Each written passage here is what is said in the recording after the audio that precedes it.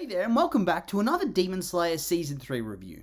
And today we're going to be talking about the latest episode to drop, episode 10, Love Hashira, Mitsuri Kanrogi, which follows off from the cliffhanger ending from last week where Mitsuri finally arrives to help out at the main fight, just as Tanjiro's about to die, with Nezuko and Genya trapped and unable to intervene. And yeah, we saw her whoop some significant wooden dragon ass with her absurd sword. And so that's where we return. As in our cold opening, we simply recap how she demolished the wooden dragon heads and had the hate demon on the defensive. You know, just a bit of a recap to remind us what's been going on before we get into the intro. And then we return to some fresh content after that. Okay, so we start off with the classic confrontation sort of deal, you know, where the hero decides that speaking to the monster is a good plan, telling them to let her friends go. The sort of thing that literally never works in any anime or cartoon that I've ever seen, and yet it always happens, for dramatic effect, I guess. And quite humorously, instead of the usual villain lines where they taunt and say she's gonna die, he tells her that she's a shameless tramp and that she should shut up.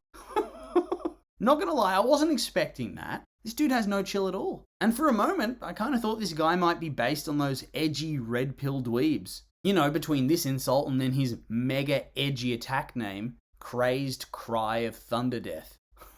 Seriously. This dude feels like he came straight out of the mind of a teenage neckbeard. He's muscled, he has a permanent scowl, he's young, he's brooding, he's edgy. He really is an edgelord's wet dream. But yeah, for this sort of early fight, I really enjoyed that even when she was in her serious mode, she still felt like her. She's still ditzy and silly, despite being fired up. You know, much like when Tokido powered up, and he got serious, but he still felt like him. He was still sort of distant and callous and very socially awkward, and I just think that's really good writing. The characterization here is really off the charts, if nothing else. Anyway, the demon blasts her with a lightning attack, and she somehow slices it apart with her sword. Not sure how you do that to lightning, but okay. And there you go. And meanwhile, Tanjiro's just screaming on the ground, wondering how the hell she's such a badass. And I too am wondering that as well. I'm really enjoying seeing the Hashira showing off their power. It's really refreshing to see a story where the main protagonist is clearly so outmatched by so many of the other characters, even this late into the story. Tokido and Mitsuri, they're pretty much on a whole different level to him as of right now. Same with Tengen and Rengoku, honestly. And this is just her base form. She's not even marked yet like Tokido was. Yikes! Tanjiro then thinks about her sword and how it's a work of art, and that the swordmaster who made it must have been quite impressive, although not as impressive as Mitsuri. Oh, simp-harder, mate. It's like, come on, son. Learning to use it once it's already been created, I do not find that more impressive than even conceiving this blade in the first place. Making a sword that can do all the absurd shit she's used it for? That's bananas. Give some respect to the smith, son. And so she whoops some ass. The happy, inspirational music begins to swell. She looks like she's gonna win after she obliterates all the heads with a really cool attack. I mean, just look at this attack. She has such a cool fighting style and ability set. But of course, sadly, she doesn't know that this guy is not the main body, and he blasts her point blank with a sonic scream, which, it tears off some of her clothing. And while it kind of knocks her out, but not really, she's still upright. She's just a bit stunned. So she's clearly not quite finished off just yet. And she will keep fighting soon. Could you imagine that though? If after all of that build-up, she was just instantly killed? Oh, talk about the anticlimax. But yeah, the camera then lingers on her chest for a fair while. Not even trying to be subtle with that camera angle right there. Do you even call it a camera angle when it's animated? I mean, they've just drawn it. Drawing the boobies.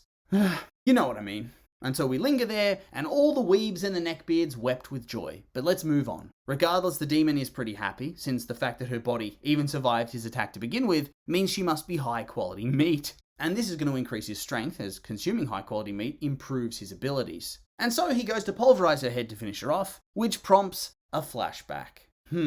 This is our third near-death experience flashback for the season. At a certain point, it's like, okay, yes, you've done it once. That's fine. Okay, you're doing it again. Yeah, that's fine. But a third time? Think of something new. There are better ways to segue into a flashback. And here, we learn a little bit about her life. We start off watching some random dude reject her as a prospective bride because of her hair color, which, well, I certainly know which character has suddenly rocketed to the top of the most hated characters list. I mean, screw this guy. Seriously? Her hair color? Anyway, we then get a bit more of her story. She came from a very happy little family, and was always extremely strong for her age, being able to lift 33 pounds of stone above her head, which, that's damn strong. 14 months old and she's already doing that. Yikes. And then as a little girl, she also already had a voracious appetite and could easily defeat sumo wrestlers in contests of strength. Imagine that. Training all your life to be a powerful wrestler, only for a tiny little girl to defeat you in an arm wrestling contest with ease. And her dad attributes this to extremely dense muscles, which, okay, yeah, why not? Sure. And yet, despite all these cool skills and attributes, she finds herself unable to find anybody to share her life with. So she dyes her hair black, she eats less, she pretends to be weak, but this doesn't make her happy. So I guess she leaves and joins the Demon Slayers to find someone to be accepted. Good for her. Nice to finally see some backstory that doesn't involve someone's family just getting ripped to shreds by demons. This is just normal angst. Makes a lot of sense. And this is where we get brought back to the present as all three of our heroes save her from death just in time and try to escape the fight and get some distance so she can regain her bearings. And at this point, Tanjiro claims that she is their ray of hope, their best chance at winning, and they have to protect her to do so, which, while that's wholesome enough, that gives her a second wind and lets her save them quite easily from another massive lightning attack, getting ready to fight again, which, yeah, let's get hyped. But before we get to do that, we have to see a little bit more backstory. I just guess we're not allowed to have a long, uninterrupted fight sequence anymore. And we see that the master made her feel accepted, like he does to every other character, and the snake dude is clearly vibing her quite hard. He gave her socks after all, which is a nice contrast to those previous dweebs. And also this tiny little scene also randomly develops the snake Hashira, because previously, he just seemed like a massively edgy dick. He hated on Tanjiro, hated on Nezuko, and then he talked massive shit to Tengen when he retired after almost dying, and losing his hand, and also losing his eye, I'm pretty sure. But this scene also manages to get across that there are hidden depths to him as well, much like Genya's did for the Wind Hashira. And so yeah, this whole scene, pretty cute. She then reveals that even before when she got serious, she was still holding back her full strength.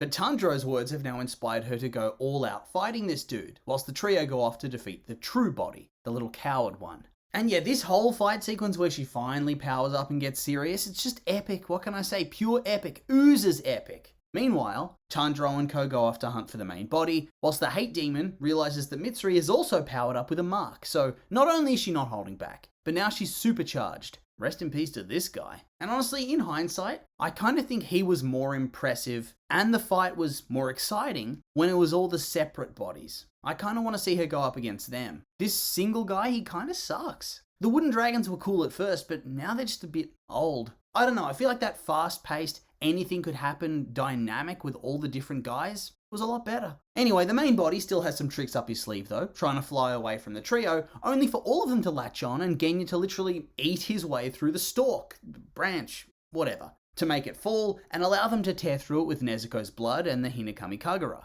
Also, I feel like if Genya's strong enough to literally eat through this powerful wood, it does not make much sense that he wasn't able to chop off the little dude's head immediately before. Instead, his sword snapped. I mean, he's got demon powers right now from eating the flesh, right? We've seen other demons just smash through demon heads. You know, in the meeting when he just punched through his face? Why can't Genya do something like that to this dude? Why did his sword break? Why could Tanjiro do it? Oh well. But regardless, the little dude's still running away, which pisses everybody off, including me. Get to the fight. Tanjiro calls him a bastard, Genya throws a tree at him, and Nezuko looks like she's going to stomp his ass into a pulp, so yeah, rest in peace to this guy as well. And based on the fact that we did see a tiny flashback from him, I'm thinking he's dying next episode, but not before we get his backstory. Okay. Hidden backstory for every character, it seems. And I have no idea how many episodes are left, but yeah, this guy ain't long for the world, neither's the show. But yeah, I think we will have to learn about him first. And so yeah, there's really nothing else to say. That's the end of the episode. So just a reminder, these have just been my opinions, and now I'd like to hear yours. What do you think of the episode? Do you like it, hate it? I'm curious for your thoughts. So make sure to like, comment, subscribe, and let me know.